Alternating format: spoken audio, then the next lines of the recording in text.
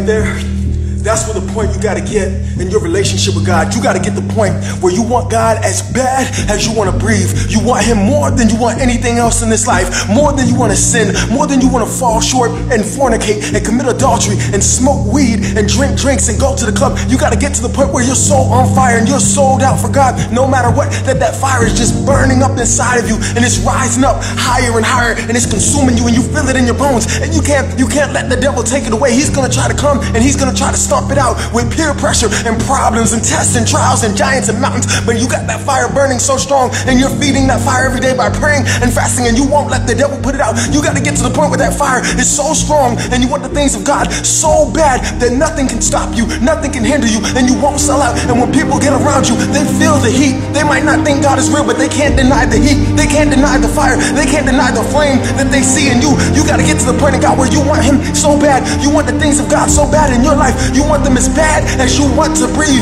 You want to preach as bad as you want to breathe. You want to be used as bad as you want to breathe. See, Marcus, why are you so fired up for God? Why are you so fired up? Because I was in the world. You got to get to the point where you realize the devil has nothing to offer you, nothing to offer you at all. I went to the club. I slept with the women. I went out there and did my thing, and it left me empty, and it'll leave you empty. Nothing can fill you like the fire of God.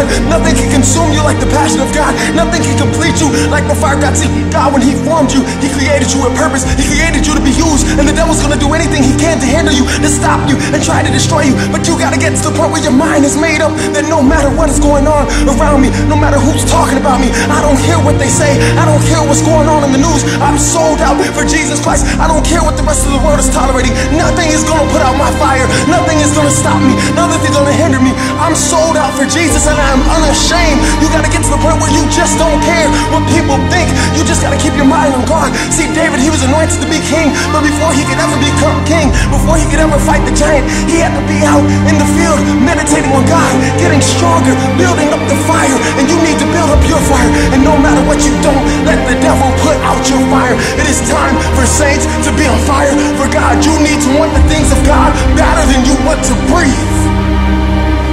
Y'all be blessed in Jesus' name. These are the last days. Look at the news. Look at the news. Look at the evil. All these things. Ebola, wars, rumors of war, men being lovers of themselves. God prophesied it years ago in His word. He's coming soon. He's coming soon. It is your job. This world is like a dark alley, and you're that light pole. See, people might not think that God is real, but they're going to know that something's different about you. I know that people know. When they look at me, they know how I used to be. They know how I used to get down. Why don't you do the things you used to do more? Marcus, why do you not do those things no more? Because God changed me. He saved my soul. I should be dead. I remember when the bullets were flying all around, and I thought I was going to die. But God gave me a second chance, and He filled me with His fire. And there's no feeling like being filled with the fire of God. Nothing can compare to that. I promise you. Oh, taste and see that the Lord is good, and don't let the devil steal what Jesus has for you, because nothing can compare. You got to get to the point where you want the things of God as bad as you want to breathe. Y'all be blessed in Jesus' name.